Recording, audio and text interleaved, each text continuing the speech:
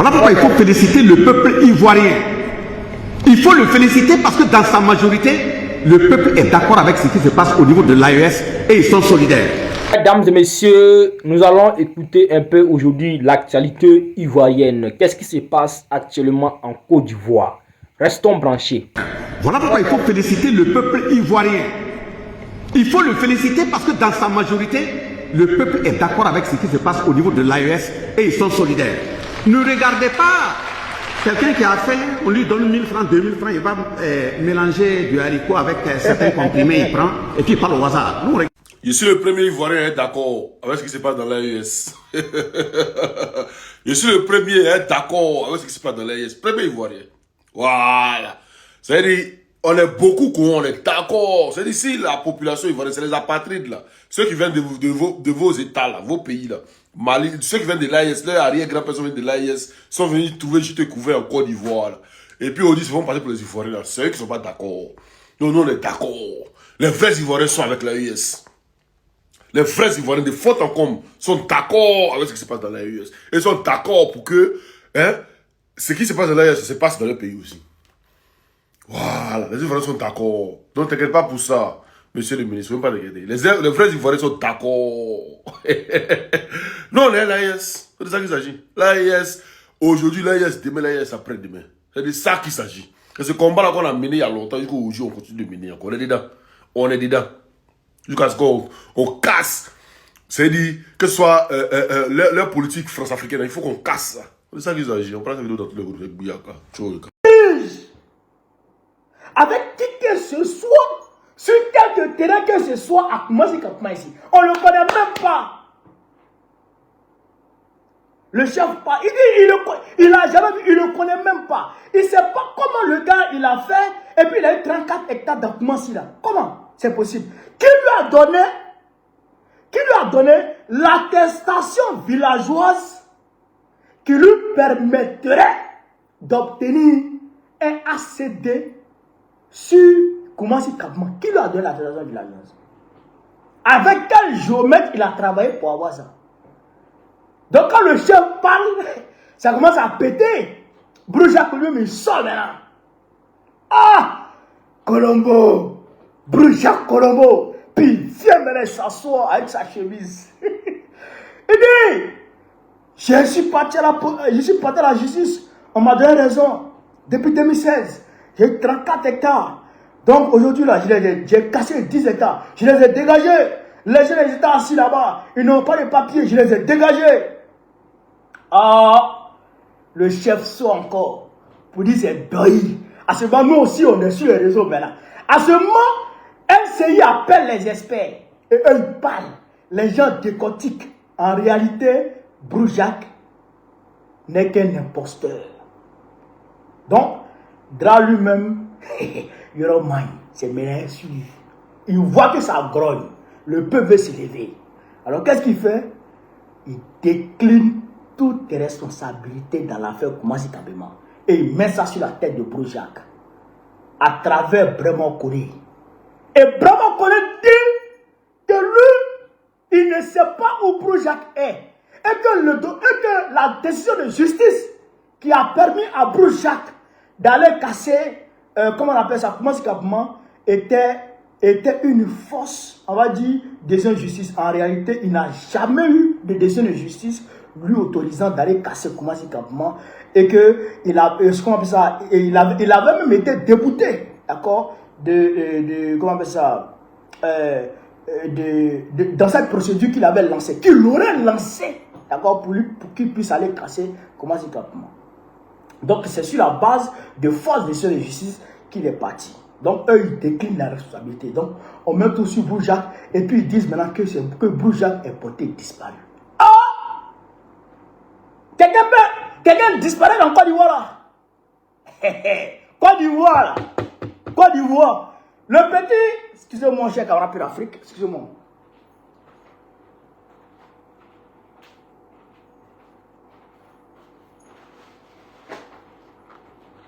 Partage la vidéo.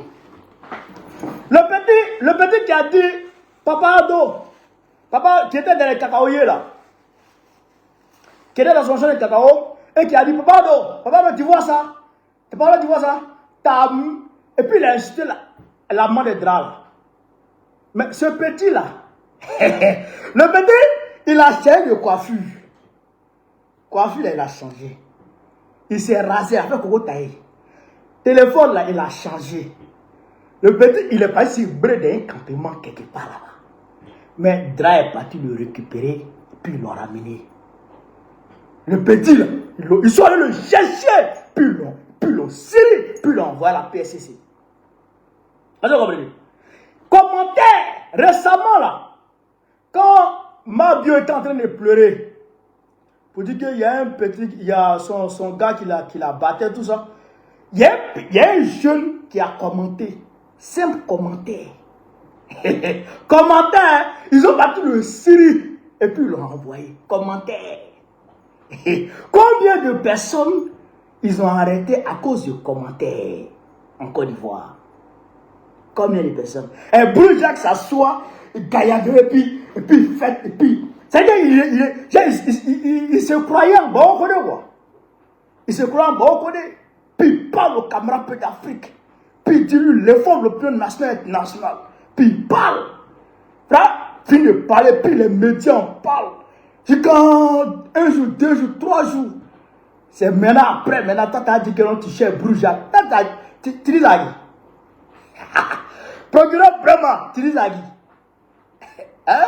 On va écouter ici les populations de Koumassi Campement elles-mêmes.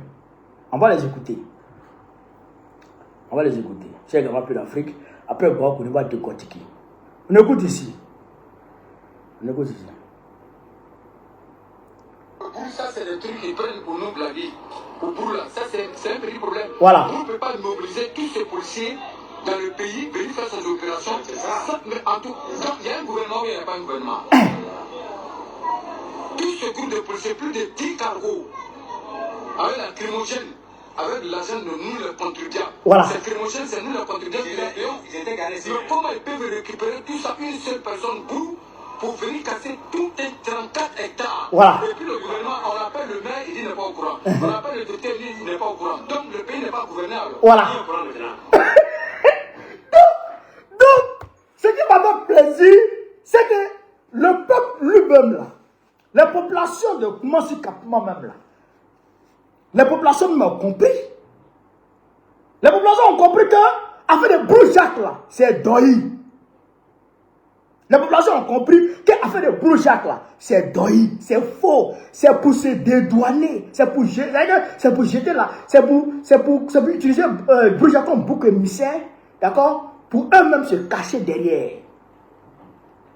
Je vais prendre l'exemple de Ebempe. Ah, tout le monde se rappelle du scénario, de l'histoire d'Ebempe, le stade Ebempe. Tout le monde sait ce qui s'est passé là-bas. Le match Mali-Côte d'Ivoire, la pluie est venue. Match amical Mali-Côte d'Ivoire, je pense. La pluie est venue à gogo. Et puis, la pluie a gâté le stade. On ne pouvait plus jouer. Les joueurs ne peuvent plus jouer. La pluie a gâté la pelouse. Même dans les vestiaires, l'on rentre. Tout était gâté.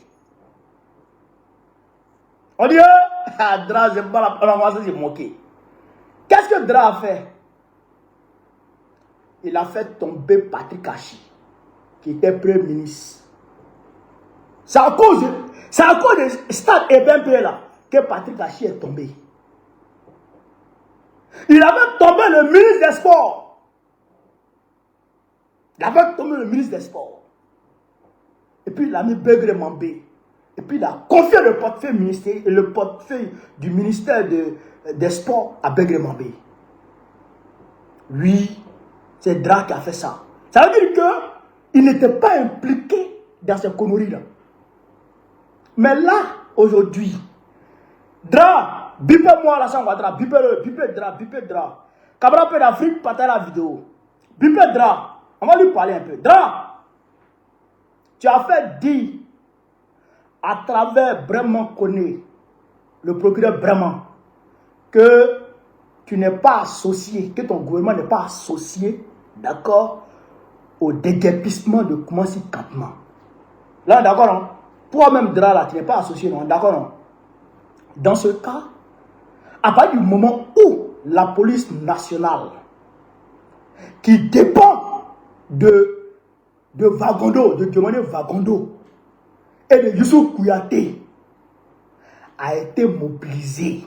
Plus de 200 agents de police. Ça ne peut jamais être... Personne en Côte d'Ivoire ne peut mobiliser 10 agents de police sans que Vagondo ne soit informé. Pour quelque action que ce soit. Sans que Vagondo ne soit informé. Au moins, parce que le district Bakongo, comment ça?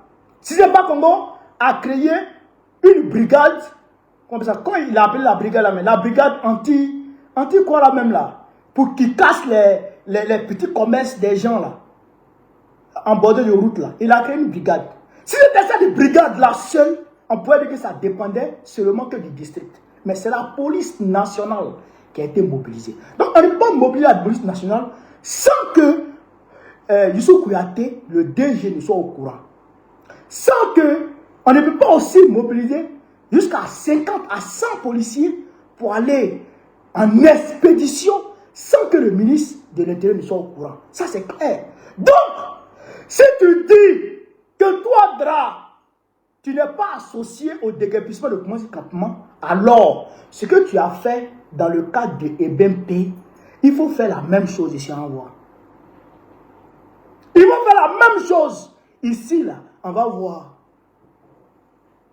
Est-ce que vous comprenez? Il faut tomber Kouyaté. Youssou Kouyaté, là, il faut le faire tomber. On va voir. Diomaye Vagondo, là, il faut le faire tomber. On va voir. Le maire de Koumassi, là, il faut le faire démissionner.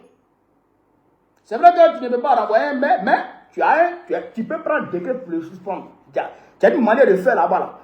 Par exemple, tu as suspendu le président de, comment ça, du conseil régional de Boaké, un temps. Là. Tu l'as. Comment il s'appelait là? Mangoua. Tu as suspendu Mangoua. Et puis Mangoua est mort après. Donc tu as le pouvoir de suspendre le maire. Là. Il faut faire ça. Il faut le suspendre. Il faut le contraindre, d'accord, à la démission. On va voir si tu n'es pas véritablement associé à ça. Il ne va pas le faire. Il ne va pas le faire. Pourquoi? Parce que c'est sa femme.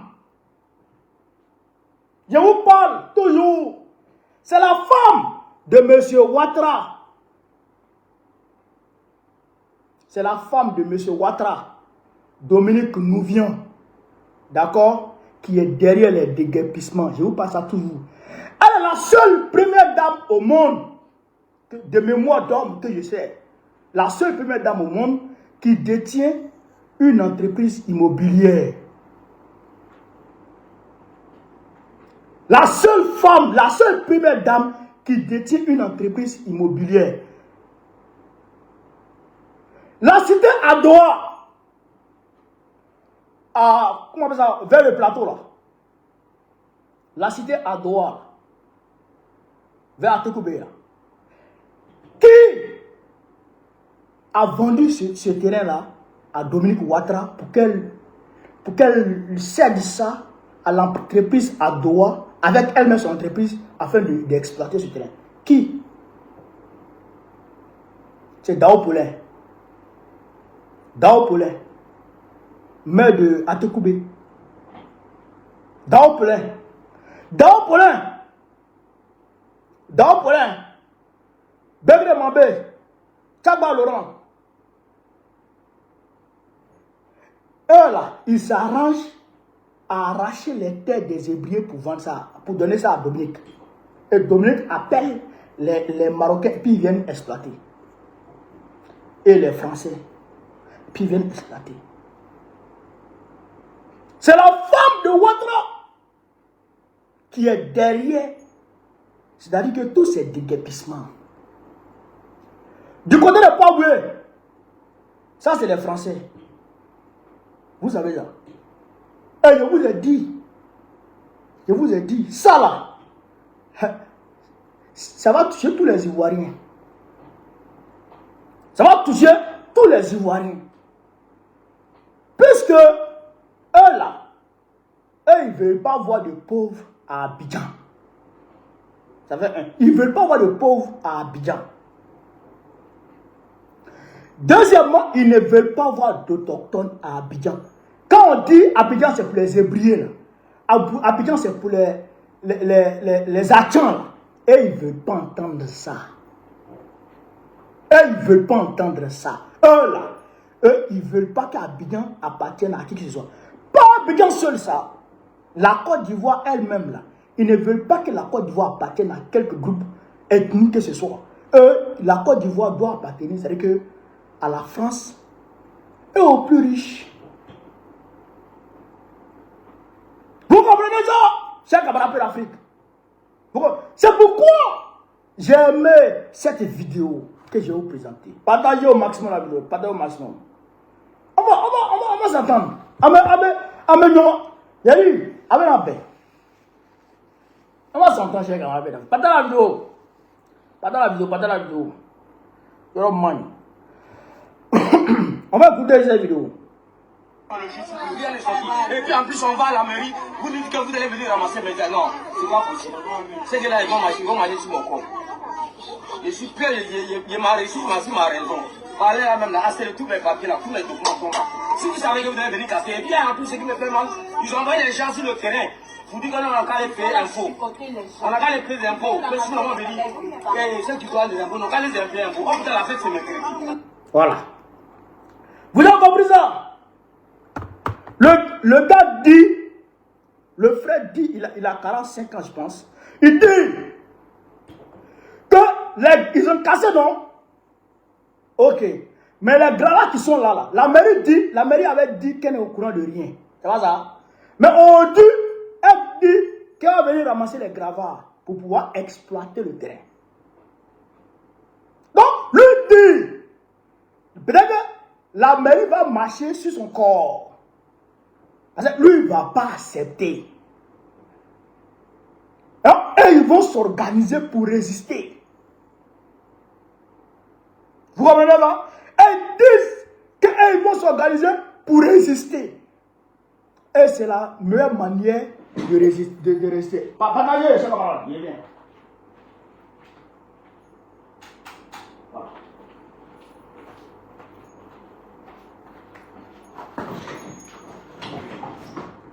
Vous comprenez ça?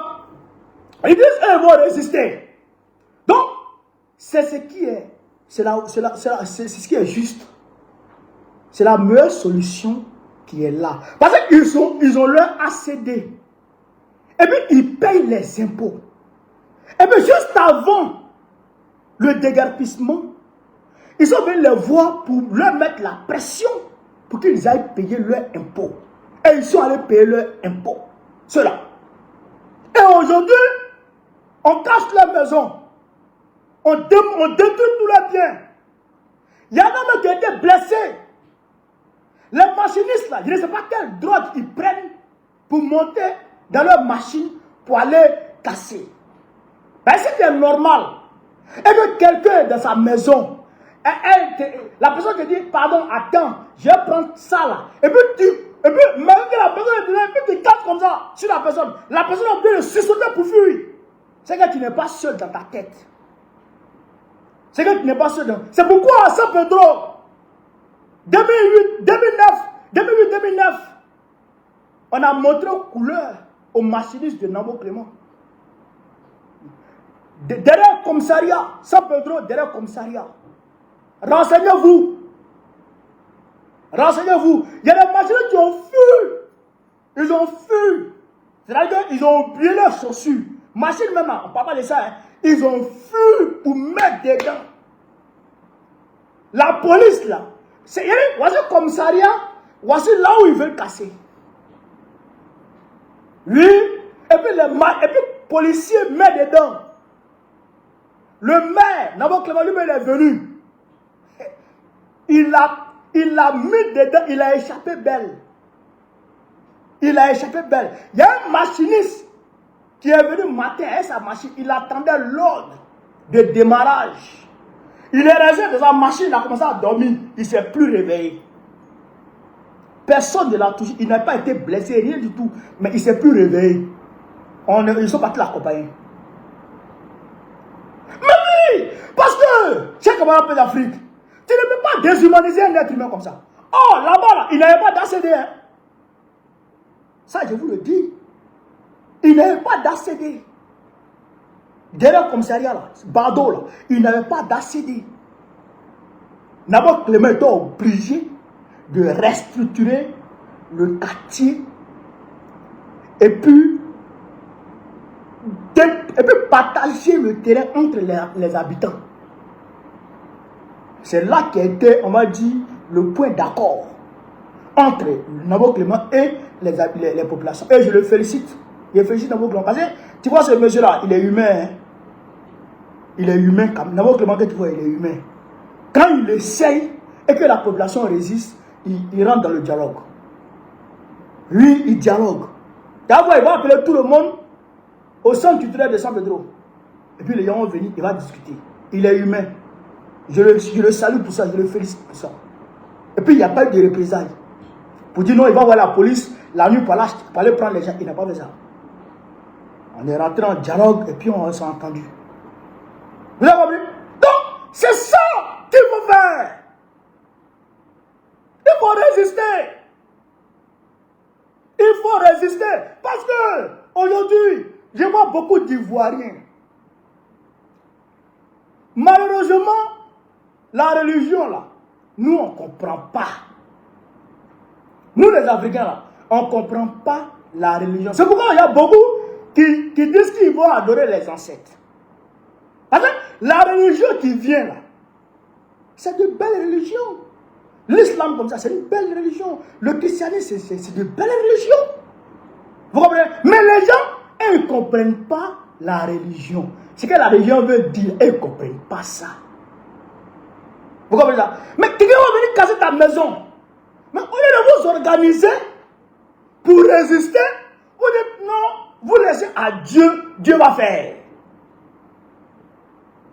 Dieu va faire. Mais Dieu ne fait pas. Dieu là, c'est comme le roi des rois. Et même les imams là, ils disent que quand tu veux prier Dieu, il faut t'humilier et il faut te rabaisser. Même les chaînes, tout ça, il faut enlever. Parce que tu parles à un roi. C'est comme quand tu dois t'arrêter devant Babo et tu veux parler à Babo. Bon, aujourd'hui, je prends Ouattara, qui est leur président là-bas. Tu veux parler à Ouattara, mais tu vas te tenir à carreau. Oui, c'est ça. Tu te tiens à carreau pour parler à Ouattara. Oui. Maintenant, quand tu veux parler à un Dieu, le roi des rois, celui qui n'a ni de début ni de fin, qui est éternel, qui ne mange pas, qui ne boit pas, qui ne dort pas. Toi, tu veux lui parler. Et puis tu dis, Dieu va faire, Dieu va faire, Dieu va faire. Est-ce que c'est ton ami? Est-ce que c'est ton camarade? C'est pas ton camarade. Et puis pourquoi tu lui demandes de faire ce que toi tu dois faire? Pourquoi toi tu demandes à Dieu de faire ce que toi tu dois faire? C'est pas comme ça on fait. Tu demandes à Dieu, voilà ce qui se passe. En tout cas, nous, on a décidé de résister. Aide-nous dans notre résistance. Nous implorons ton aide dans notre combat de résistance. Et Dieu, il peut vous soutenir spirituellement. S'il le veut. S'il ne veut pas, il ne fait pas. S'il veut, il fait. Mais tu ne l'attends pas que lui, il envoie des anges pour venir frapper Bakongo. Ou bien tu n'attends pas que Dieu envoie des anges pour venir frapper Ouattara. Non, ça n'existe pas. Les Romains, quand ils ont tué Jésus, l'Empire romain a résisté pendant combien d'années? Près de 1500 ans. Après avoir crucifié Jésus, qui est envoyé de Dieu. Les musulmans reconnaissent la messianité de Jésus. Et ça que Jésus était Messie. Les chrétiens reconnaissent. Les chrétiens même disent que c'est un Dieu. Que c'est Dieu. Que la position là, nous respectons leur position quand même. On respecte cette position là. Ceux qui disent que Jésus est Dieu, on respecte leur position. Mais Dieu lui-même là, il est venu puis les Romains ont fini à lui. Et puis l'Empire romain a continué à exister. L'Empire romain a continué, c'est-à-dire que à faire du mal aux gens, à réprimer les gens, à réduire des êtres humains en esclavage. L'Empire romain. Vous comprenez ça? Les Arabes. Quand le prophète Mohammed, quand il est arrivé, qu'est-ce qu'il nous va montrer au prophète Mohammed? Qu'est-ce qu'il lui va montrer? Qu'est-ce qu'il lui va montrer? Comme galère, comme misère. Qu'est-ce qu'il lui va montrer? Ils ont failli le tuer. Le prophète de l'Islam, ils ont failli le tuer. Mais est-ce que lui, il s'est couché pour dire Dieu faut faire? Est-ce que lui, il s'est couché pour dire Dieu faut faire? Il ne s'est pas couché. Hein? Il ne s'est pas couché. Hein? Il a pris les armes. Il dit, moi je vais exister. Mes camarades sont avec moi. On veut exister. Dieu, on s'en va mettre le combat. Aide-nous. Il dit, Dieu, on s'en va mener le combat. Il faut nous aider. Et Dieu les aide. Ils gagnent certains combats. Ils perdent certains combats. Le prophète de l'Islam lui-même, selon certains historiens, il aurait même perdu une dent dans une bataille. Ah, c'est le prophète des musulmans. C'est-à-dire, il a mené le combat. L'Empire perse, l'Iran d'Ivoire, l'Empire romain avait envahi là-bas. C'est l'Italie qui gouvernait là-bas. D'accord? Après, bon, l'Empire romain s'est divisé. Il y a eu l'Empire byzantin qui avait pour capitale comme Constantinople. Aujourd'hui, Istanbul. Mais quand même, c'était les Romains qui géraient là-bas. Les musulmans se sont levés et ils ont chassé les Romains de là-bas. Après, les Mongols sont venus. Ils ont chassé les musulmans jusqu'en Égypte. Jusqu'en Égypte. Après, les musulmans se sont levés encore. Ils ont chassé les Mongols. Vous comprenez ça? Mais c'était des combats. Ils ne s'assiedent pas pour dire Dieu vient nous aider. Dieu vient nous aider. Dieu vient. Non! Ils se lèvent. Ils mènent le combat. Et ils appellent le secours de Dieu. Et Dieu vient les aider. Mais si tu t'assois, tu pleures. On veut comment? On veut comment? Seigneur, on veut comment? Aide-nous. Mais Dieu il s'assoit et puis il te regarde. Mais en Côte d'Ivoire, il y a beaucoup de fous maintenant. Hein? Il y a beaucoup de fous. Et puis Dieu il rit de vous. Il rit. Parce que c'est la folie. C'est la folie. Mais quand tu consommes mal la religion, elle devient une drogue. Elle devient une drogue qui atteint ton cerveau. Et tu deviens fou. Et tu deviens fou. Regardez aujourd'hui ceux qui se font appeler djihadistes dans le Sahel ici. Regardez-les. Regardez. Il ne faut pas croire que c'est parce que l'Occident leur donne les armes qu'ils se battent seulement. Hein. Ils sont endoctrinés. Il y a certains là, dans leur tête là, ils sont dans le bon combat. Il y a certains dans leur tête, ils sont dans le bon combat. En réalité, quand on dit djihad là, l'islam, les musulmans, à l'époque du prophète et des califes, étaient dans un combat de subsistance, d'existence. Parce qu'à l'époque, c'était les guerres d'empire, de royaume. L'empire perse vient attaquer tel empire, l'empire romain vient attaquer tel empire, l'empire, comment on appelle ça, l'empire des Anglais là, britanniques, eux ils se lèvent, comment ils s'appellent, comment on les appelle là, les gens qui sont, les Russes, eux ils se lèvent. C'est comme ça. Mais aujourd'hui, toi tu veux islamiser quel pays? Toi tu veux étendre ton califat sur quel pays? Aujourd'hui là, tu n'as rien problème. Donc ça ne peut pas exister encore. Ça, c'est un faux combat. Ça, c'est fini, ça. Ça, c'est le combat de l'Islam. La guerre de l'Islam. Ça, c'est fini il y a longtemps, ça. Ça, c'est fini, ça. Ça, c'est fini. Avec la chute de l'Empire ottoman, c'est fini. L'Islam n'a plus besoin de prendre un pour faire combat, non. Déjà même la parole, même déjà, est en train de faire le travail. L'Islam n'a plus besoin de prendre les armes pour mener quelques combats que ce soit. Après la chute de l'Empire ottoman, 1917, c'est fini. Vous comprenez ça? Donc, aujourd'hui, encore si soit salué. Donc, aujourd'hui, ce qui est juste, ce qui doit être fait, c'est de s'organiser comme nous sommes en train de le faire au PPACI. Nous, on est en train de s'organiser.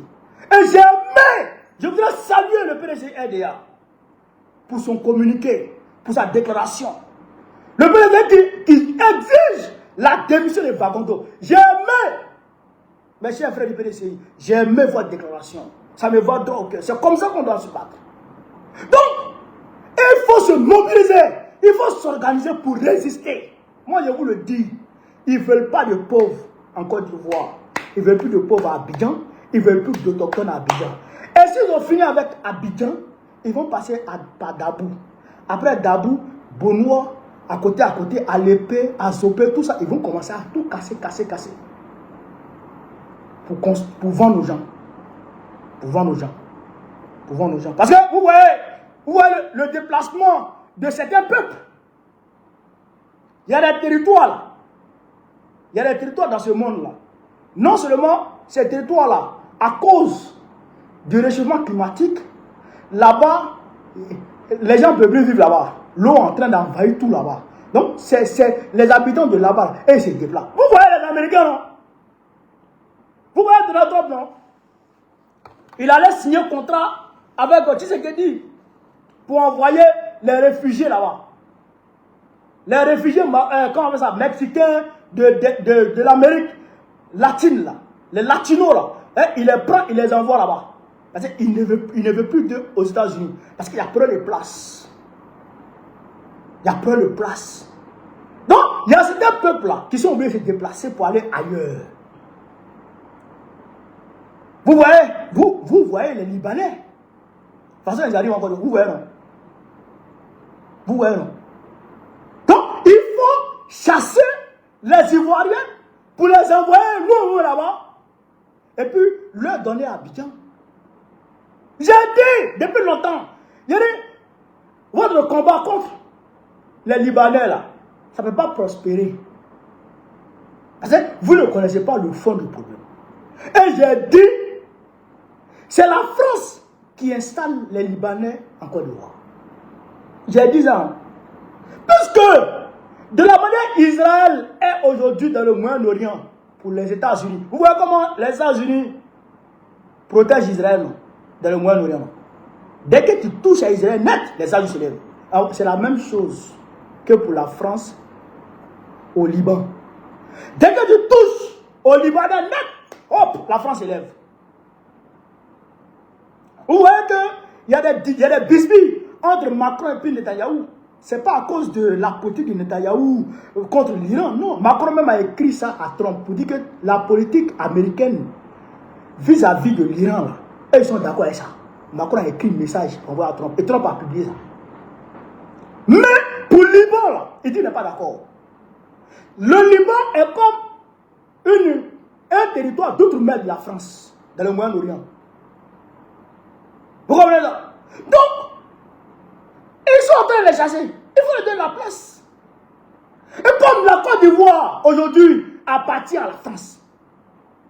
La Côte d'Ivoire appartient. Il ne faut pas rêver. Nous avons été recolonisés, littéralement recolonisés en 2011.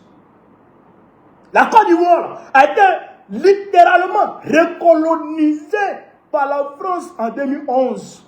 Eh, vous pensez que les Français vont mobiliser leurs rafales, leurs gazelles, leurs bombes pour aller frapper la maison de Gbagbo, frapper les, comment on appelle ça, les bases militaires de la Côte d'Ivoire, les armes lourdes de la Côte d'Ivoire pendant plus de 4 jours.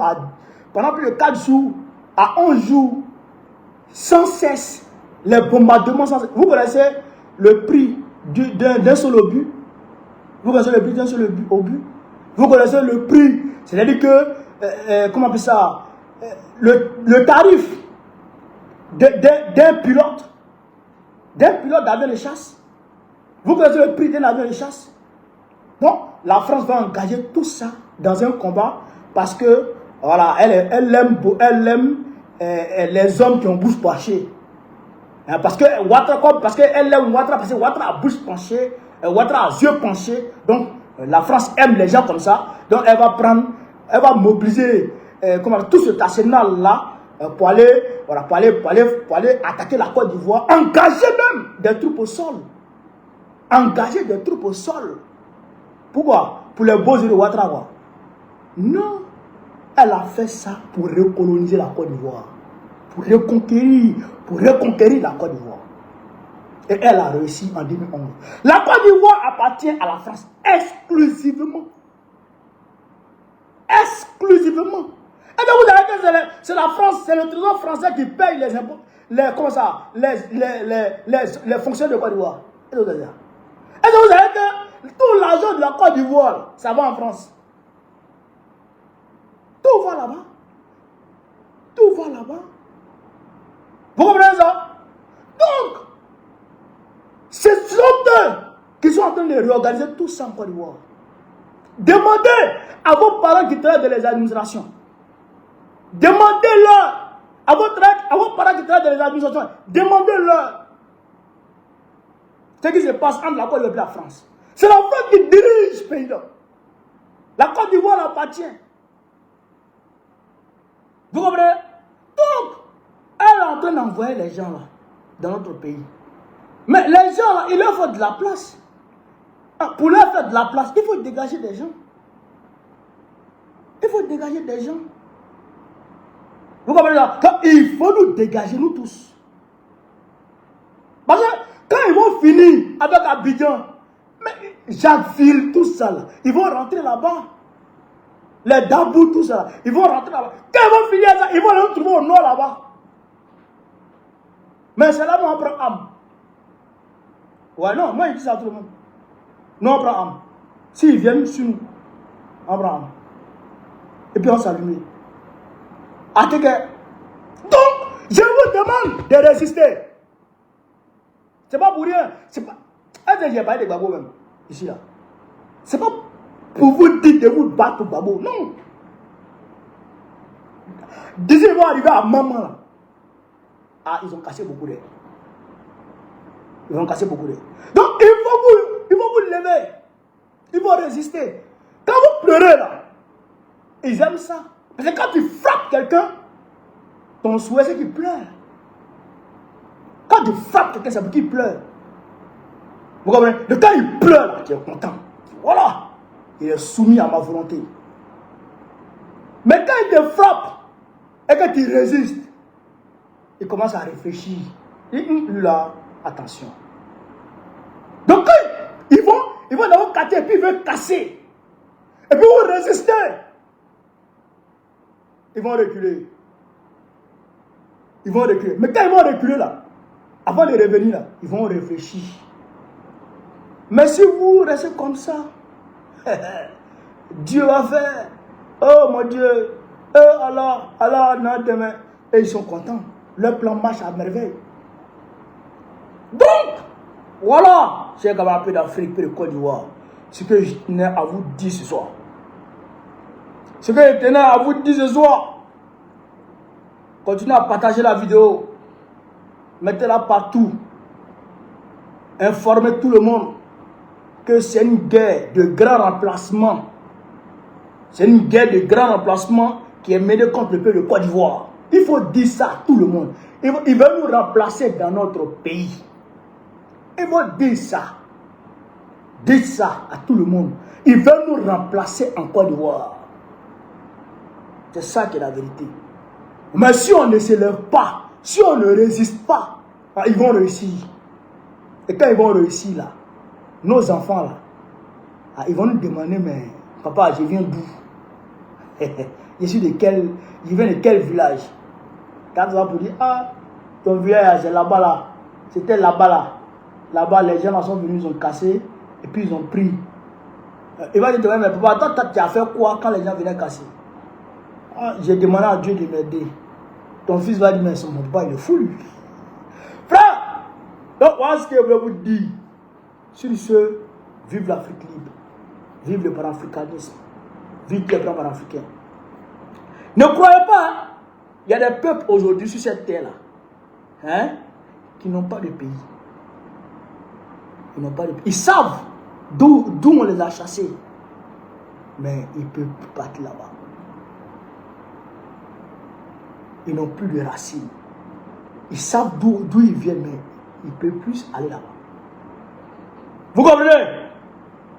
Si vous voulez devenir comme ça, continuez à pleurer, continuez à vous lamenter.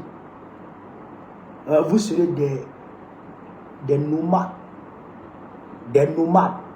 à travers le monde entier. Vous allez errer. Si je vive l'Afrique libre, vive le panafricanisme, vive tous les plans panafricains, vive l'AES. Babo présente très prochainement. Inch'Allah. On est ensemble. Merci.